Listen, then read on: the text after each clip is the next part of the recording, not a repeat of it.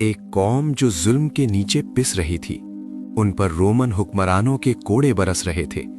उनके शहरों पर गैरों का कानून था। बनी इस्राईल उनके लोग कहते, ए अल्लाह हमें बचा ले, हमारे लिए कोई रहनुमा भेज दे।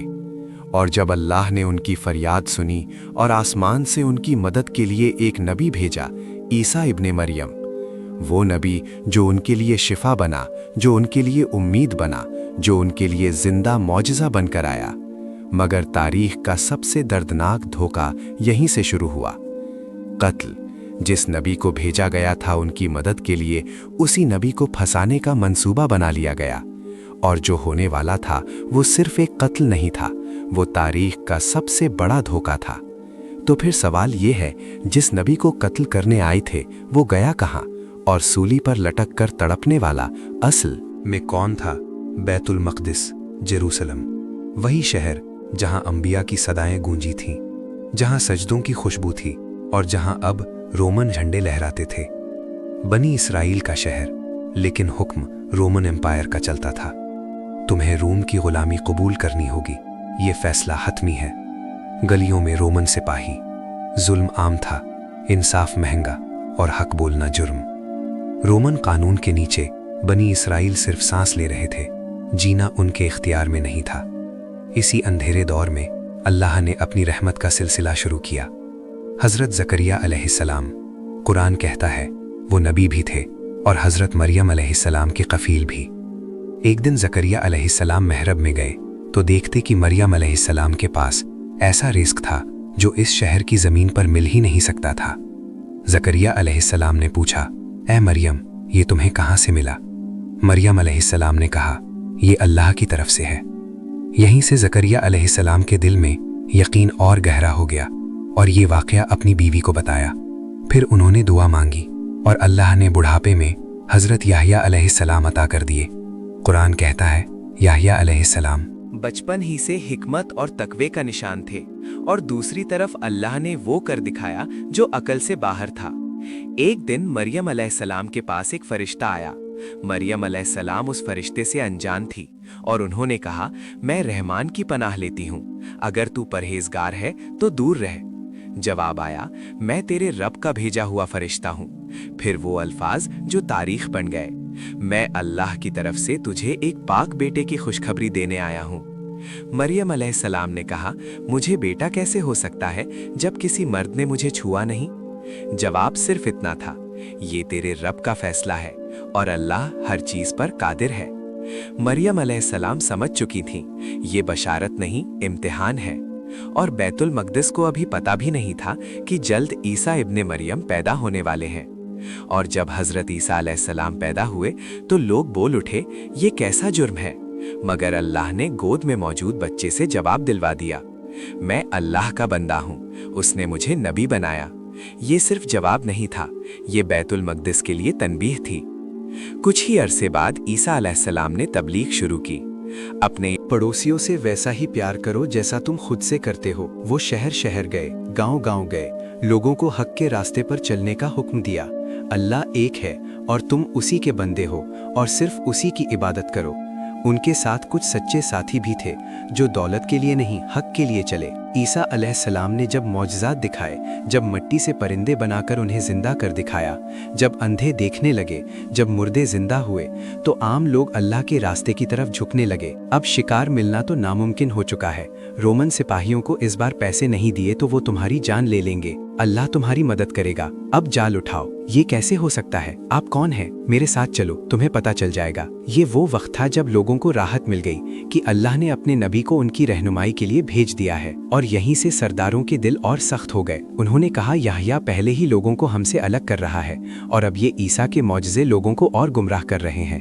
हमारी रियासत खतरे में है। तफसीर इब्ने कसीर बताती है, यहूदी सरदारों ने रोमन हुक्मरानों के पास जाकर कहा, याह्या और ईसा बगावत करवा रहे हैं, ये खुद को बादशाह कह रहे हैं। झूठ था, लेकिन रोमन तलवार को सिर्फ हुक्म चाहिए होता है। गवर्नर ने पूछा, तुम चाहते क्या हो? जवाब आया, उन्हें गिरफ्तार करो। तफसीर इब्ने कसीर में आया है, याह्या अलैहिस्सलाम उस वक्त हुक्मरान हुक्मरानों के जुल्म और गलत रश्ते पर हक बोल रहे थे तो रोमन और यहूदी सरदारों ने उन्हें कैद कर लिया और अपने सरदारों के सामने कत्ल करवा दिया। शहर ने खामोशी इख्तियार कर ली। एक शख्स भागता हुआ ईसा अलैहिस्सलाम के पास आया और कहने लगा, आपके खालाजाद भाई हजरत याहिया अलैहिस्सलाम को इन्होंने कत्ल करवा दिया है। ईसा अलैहिस्सलाम समझ गए कि यरूशलेम में उनके खिलाफ भी साजिश हो चुकी है। एक बार फिर अल्लाह के नबी के लिए कत्ल का फैसला लिखा जा रहा था। चेहरों पर तकवा का लिबास मगर दिलों में हसद और खून। ईसा इब्ने मरियम हद से आगे जा चुका है। लोग उसे नबी कहने लगे हैं। अगर ये जिंदा रहा तो हमारी अदालत, हमारी तशरीह सब खत्म हो जाएगी। यहाँ तफसीर इब्ने कसीर के मुताबिक ये लोग हक को पहचानते थे मगर उसे छुपाते थे। हमने पहले भी याहिया को खामोश कर दिया था। खामोशी छा गई। जवाब आया, ईसा का भी अंजाम वही होगा मगर हम खुद हाथ गंदे नहीं करेंगे। सब समझ गए। एक रब्बी ने कहा, हम रोम के सरदारों को कहेंगे कि ईसा बगावत कर रहा है, ये खुद को बादशाह कहता है। फिर कलम उठाया गया। ईसा इब्ने मरियम कौम के लिए खतरा, टू मच। उस कागज पर मोहर लगी और फैसला सुना दिया गया, कत्ल। उस अदालत में ना इंसाफ था ना रहमत, सिर्फ डर और कुर्सी बचाने की भूख। और कुरान की ये बात गूंजती है, वो नबी को नाहक कत्ल करते रहे। उस रात बैतुल मक़दस की अदालत से सिर्फ एक बिल नहीं निकला, एक और नबी के खून का रास्ता लिख दिया गया। और उन्हें लगता था कि इस दफा ईसा इब्ने मरियम बच नहीं पाएगा, मगर वो ये भूल चुके थे कि जिस रब ने मरियम अलैहिस्सलाम को पाक रखा, ज़करिया अलैहिस्सलाम की दुआ कबूल की। ये अलैहिस्सलाम को शहादत के बाद भी लोगों के दिलों में जिंदा रखा। उसी रब ने ईसा इब्ने मरियम को सिर्फ तबलीग के लिए नहीं भेजा था। ये घटिया लोग अपने सच्चे नबी के खिलाफ साजिश कर रहे हैं। तफसीर इब्ने कसीर में आया है कि उस रात ईसा अलैहिस्सलाम अपने चंद वफादार साथियों के साथ बैठे हुए थे। कमरे में खामोशी थी, ऐसी खामोशी जो तूफान से पहले होती है। ईसा अलैहिस्सलाम ने कहा, आज रात तुम में से एक शख्स मुझे दुश्मनों के हवाले करेगा। साथियों के चेहरे बदल गए। किसी ने कहा, ए अल्लाह के नबी, क्या वो हम में से ही होगा? ईसा अलैहिस्सलाम ने निगाह उठाई और फरमाया, वो यहीं बैठा है। दिल तेज धड़कने लगे। तफसीर के मुताबिक वो शख्स यहूदा युदास था, जो जाहिर में साथी मगर दिल में लालच और खौफ रखता था। यहूदा की आंखों में लजिश आई। वो खामोशी से उठा और कमरे छोड़कर निकल गया। एक लड़के ने पूछा, क्या हम उसे रोकें? ईसा अलैहिस्सलाम ने सिर्फ इतना कहा, जो लिखा जा चुका है वो होकर रहेगा। और उस रात गद्दारी ने अपना कदम उठा लिया। अल्लाह ने फरमाया, ए ईसा, मैं तुझे अपनी तरफ उठाने वाला हूँ और तुझे काफिरों से पाक करने वाला हूँ। और फिर ईसा अलैहिस्सलाम ने वो बात कही जो आने वाले वक्त के लिए तारीख बन गई। मेरे बाद एक नबी आएगा, उसका नाम अहमद होगा। ये वही बात है जो कुरान ने खुद बयान की और इसका जिक्र बाइबल में भी है। वो आखिरी होगा, वो तुम्हें मेरी बातें भी बताएगा और जो तुम भूल गए उसे भी पूरा करेगा। क्या लोग उसे मान लेंगे? कुछ मानेंगे, कुछ इनकार करेंगे। और साथ ही समझ गए ये सिर्फ बशारत नहीं थी, ये तारीख का अगला बाब था। बाहर निकलो, आज कोई नहीं बचेगा।